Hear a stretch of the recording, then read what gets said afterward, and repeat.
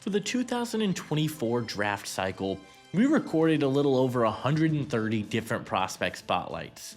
You guys loved them so much, and it helped grow this channel to new levels that I wasn't sure was possible for this channel.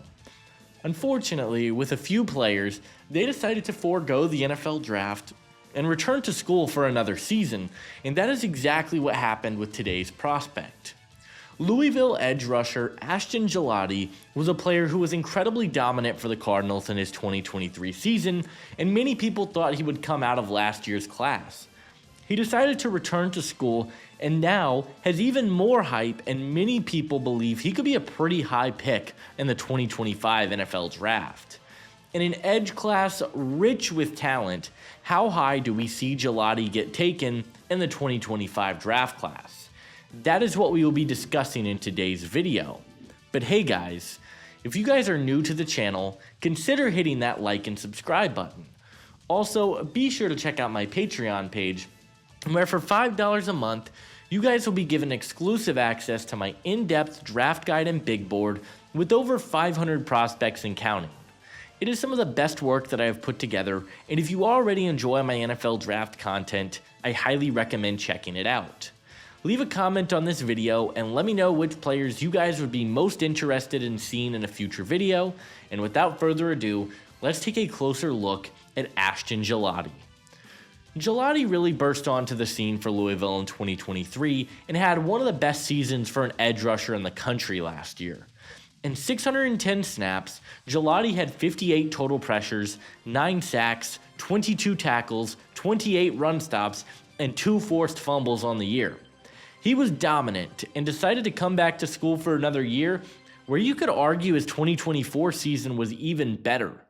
He played in 638 snaps, had 5 sacks, 59 pressures, 27 tackles, and 23 run stops.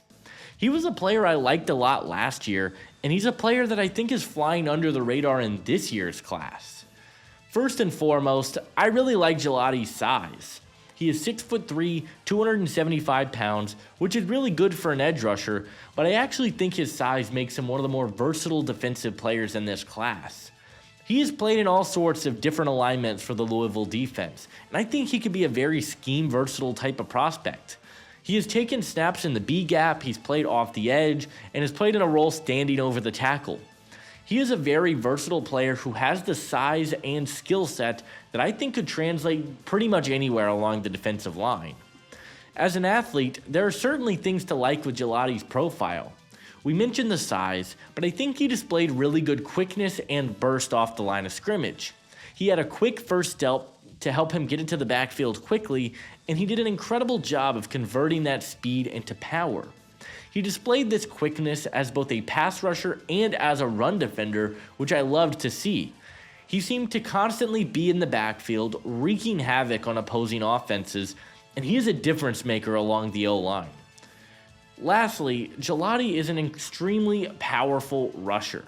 He has incredible strength, and he is a super strong player. Gillotte has a low center of gravity, and he does an awesome job of maximizing his strength by playing low to the ground and generating his power from his lower legs. His bull rush was just nasty. He completely ran over offensive linemen at times, and he is an incredibly strong player that could really make an impact as a power rusher at the next level. There are 2 glaring issues with me when it comes to Gillotte and his game.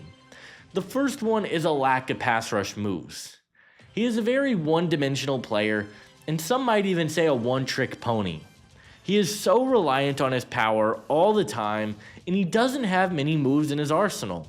He does showcase a really nice swim move from time to time because he is incredibly active with his hands, which I love to see.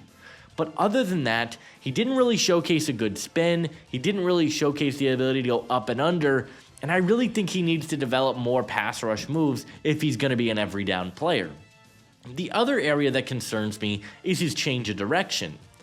It's not very fluid for him whatsoever, and it looks like a major struggle for him. His bend in particular was incredibly underwhelming, and he really struggled at times to get around offensive linemen. He is pretty stiff in his lower half, and I would like to see him be a little bit more flexible and improve as an athlete at getting around offensive linemen. Ashton Gillotte is a player who I thought was a really solid prospect last year, and he has improved in 2024. He has incredible power, he has good burst, he can defend the run pretty well, and he is a player who I think can play in a variety of alignments at the next level. He could really develop into a nice player at the next level, and he is my number 13 edge rusher in the draft class. I love his tools. I would like to see a little bit more consistency from him, but he's my number 61 overall prospect in the draft. In terms of a scheme fit, I think Gillotte could be best suited at playing either a 3-4 defensive end or a true 4-3 edge rusher. I think in either of those schemes, a defense is going to be able to maximize his ability at the line of scrimmage and really tap into his power profile. I lean more towards him playing a 3-4 defensive end because of the lack of bend, but I really don't think you can go wrong here at playing him attached to the line of scrimmage as a true edge rusher. My player comparison for Ashton Gillotte is Denver Broncos edge rusher John Franklin Myers. Myers is a really solid edge rusher who has good power and some versatility to play all over the defensive line. He has played more on the inside in 2024 for Denver, but throughout his Jets tenure, he played a lot off the edge, and he has been successful no matter where he has played. Gillotte has a very similar frame and has a lot of the tools that I like about Franklin Myers, and I think he could develop into a very similar type of player at the next level. Ashton Gillotte is the angry bird. He plays with his hair on fire and has incredible burst and power that I think will translate very well to the next level. He is a very good edge rusher, and ultimately, I believe that Ashton Gillotte will be a top 100 pick in the 2025 NFL Draft.